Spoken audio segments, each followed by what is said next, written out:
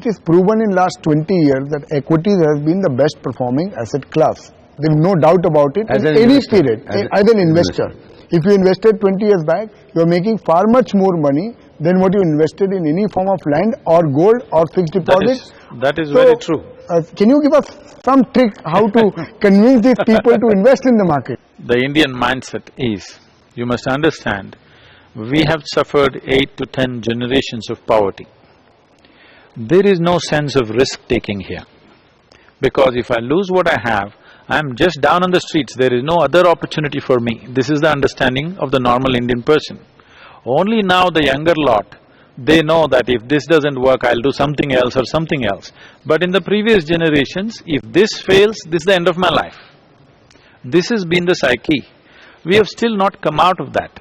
In that context, even if the growth or multiplication of wealth is slower with real estate and gold, it's reliable. Here, one day you may make 100 rupees into 10,000 rupees, but day after tomorrow it may be zero again. So we don't know, and we don't know the game. For the true prosperity to come, many people are predicting that we'll be $5, $6, $7 trillion economy in the next 10, 15 years. For the true prosperity to come here, what do you think? Prime Minister's vision is, in 15 years this will be a $20 trillion economy. Sure. That's his vision. He announced this. What according to you needs to be done to achieve that? On the macro level, Sure. investment needs to come, because without building infrastructure, you don't build a nation. Sure. True. Infrastructure does not just mean physical things. The human infrastructure is most important. We are going on talking about we are the most youthful nation. Yes, it is true. But we need to understand, why is a nation so youthful? Why there are no old people? Because people don't get old in this country, they die early. That's why we are so youthful. That's not a good thing. But now we have it, it's a certain dividend we can make use of to develop the country, to make things happen, because there is a youthful nation. But what kind of youth?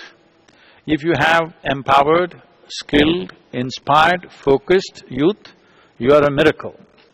But if you have uneducated, unfocused, unskilled, uninspired youth, we are the biggest disaster. Can I put some word in your mouth? Do you think you're meaning a spiritual infrastructure to be built apart from the physical infrastructure which we are focusing on? We have seen wherever material development happens without the inner necessary balance and focus, people only bring ailments and suffering to themselves, Sure. rather than bringing well-being to their lives.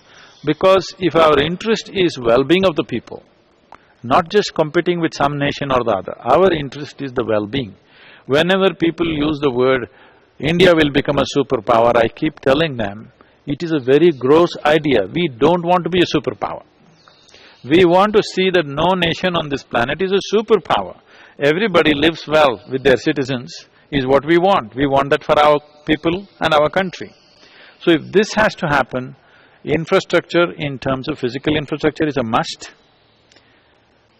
In terms of education, infrastructure must, skill development must, building human beings that way includes spiritualist infrastructure, which is seriously lacking in the country right now. When we say spiritual, we are not talking about some religious structures coming up, we are talking about people should know how to manage the most sophisticated machine on the planet, which is the human mechanism. This is our vision, that to bring spiritual process into everybody's life, not as a teaching, not as a philosophy, not as a religion, just as a way of life. As many things we have brought, like brushing our teeth or waking up in a certain way or dressing in a certain way, all these things. Similarly, how to keep yourself. If you know how to keep your clothes, you must also know how to keep yourself, isn't it? How to keep your mind, how to keep your body. This must come from a very early age as a part of our upbringing, Sure. rather than coming from somewhere else. So how does that happen? That's what I'm asking. Basically, is this a first step in a direction that Isha Foundation has built this spiritual infrastructure, if I may call this center as one of it? How does many more centers like this get built in India? Physical infrastructure is just to incubate human infrastructure, but the most important thing is what kind of people you generate. Without the right kind of people, you cannot transmit this science, because this is a subjective science. Without the right kind of people, it will not get across to people the way it should. Because the general integrity in the country has gone down and the spiritual integrity among the so-called spiritual community also gone down, that is a serious hit. So this is one thing we are trying to establish here. The Isha volunteers, in terms of integrity, I'm horribly cruel with people This is not my nature, but I keep cutting people's hands all the time because if they grow a little bit of nails, we'll cut the fingers a little bit, because to keep the spiritual infrastructure in the highest level of integrity is most important, because this is an area of life which happens with a certain amount of trust.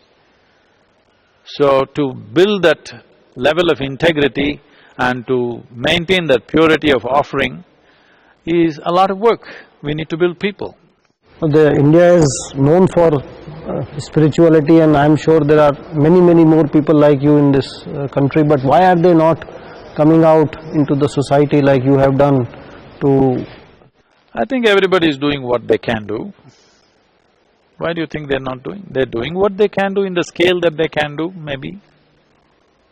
I think many of them are also doing what they should not be doing, that is the problem. That I told you. The thing is, the general integrity in the nation is down. There are corrupt politicians, there are corrupt doctors, corrupt lawyers, corrupt policemen, corrupt financial institutions, and unfortunately corrupt spiritual leaders. So this is not a problem that is plaguing any one aspect. But you always talk about the politician and the spiritual person. You talk about the politician because he affects your life on all levels. You talk about the spiritual person because you went there with a certain level of trust and that was betrayed. So these two things stand out. But in between, tell me one profession which is not corrupt. Everywhere there is corruption. So we have to work to build a higher level of integrity. From our ability to retain knowledge to the ultimate idea of ownership, the visionary defines it all. After a short break, stay tuned. So basically what we are talking about is ownership, sense of ownership. Right now, too many people in this country think they own this country. This is why they want their children to inherit this country. Wherever you go across every state in the country, this is happening. You don't own this country. You belong to this country.